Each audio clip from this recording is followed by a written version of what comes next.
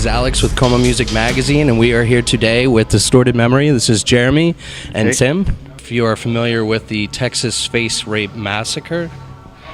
I'm familiar with it as of like 2 days ago because of your podcast. Yeah. I heard that term and I like that. Did you like? Yeah, I saw that you reposted good. that up.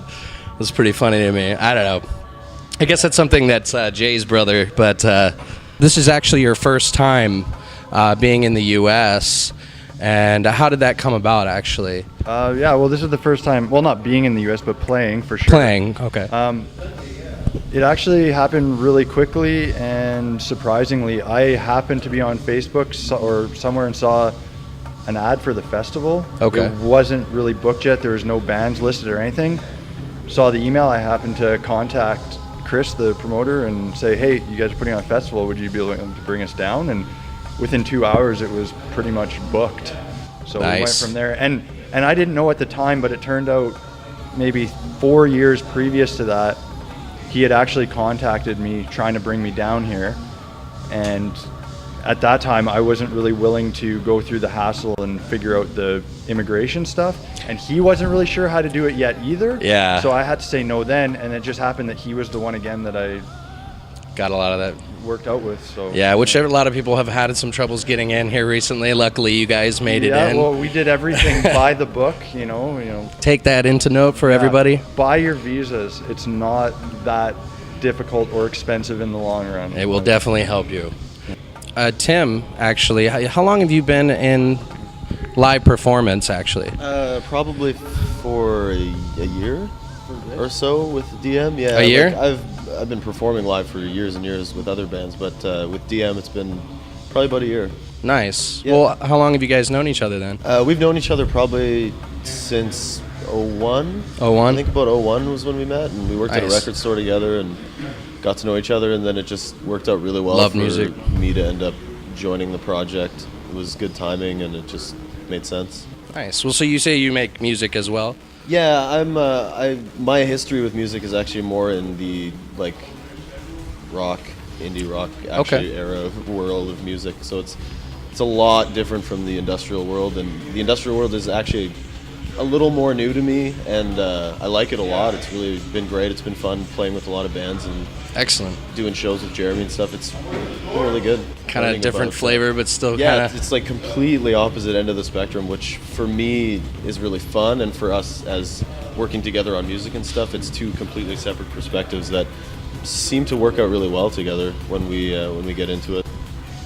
Well, it's good. We obviously have a good working relationship. If it's been since 2001, you've known each other. Really so. good friendship that turned Good. into that. So it's that's the basis sort of behind everything. We've worked on music before, but it was always at a party when we were really drunk. We went into the studio and record, goofy songs, Yeah. right? Just like as a joke to play for friends. And then one day, my keyboardist at the time, it just eventually hit a point where he's got a career and 3 kids, and it just didn't work. Like, we're still like best friends, but it just didn't work. So I needed someone else. And instead of going the route of finding another electronic musician, I said, well, why don't I just go with someone that I know really well, loves music, and like Tim, like me, lives for music. Like, if a show comes up, we'll drop. Both of us work in careers that we can kind of just say, shut it down for a day and go do something. So it made sense.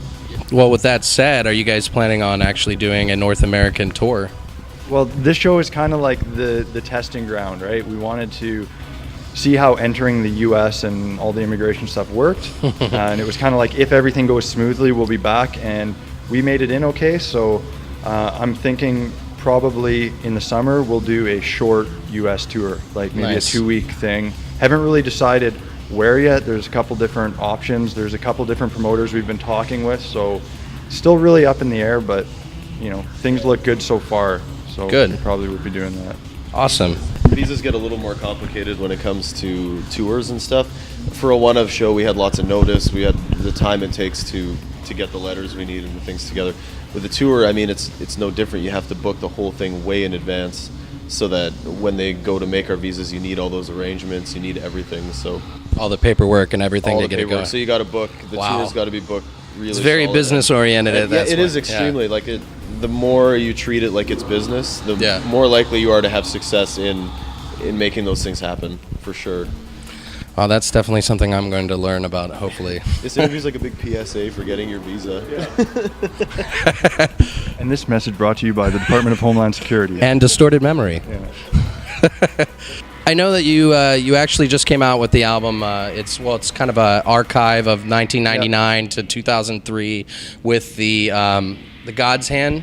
The Hand of God. The Hand of God. I apologize. It just came out October. Well, at this point, I don't even know when it officially came out because there were so many like delays and screw ups in pressing and stuff. It was originally supposed to come out October 7th, then the 21st, which is when I think it actually was released in Europe. I didn't get copies until 2 weeks ago, so yeah, so it kind of came out here a little bit later. So it's just been released here in North America. Yeah. Like my couple weeks. All my like direct mail order from my own store were shipped out a week ago. So there was definitely a lot of people in Europe who already owned that CD before I even saw what it looked like or heard the masters. Like, is that actually through Neutech then? Or? Yeah, it's Neutech. That one, like normally the releases are done, like Neutech is the main parent label, and then they're sub-licensed to COP in the States. With this release, I wanted to do a limited edition thing, so it's just on Neutech. Like, there wasn't a second repressing of it in the US. It was just like limited to 500 copies, and that's it. So has it done pretty well then so far in Europe and everything? Oh yeah, as far as I know, and I mean personally, like the amount of pre-orders I got for it was, made me pretty happy. So well, I think I saw something online with like T-shirts and prints. Or is that for the Swallowing the Sun album? Well, yeah, we've had all sorts of stuff, T-shirts, and surprisingly, like I hear a lot of bands complaining that they're having a hard time making sales. And I think the big thing you need to do is start selling stuff directly. Like even if you're on a label and you're not printing it yourself, you can still have that direct interaction, do your own mail order. And since I started doing that, it's, adding some extra stuff in there on top of it.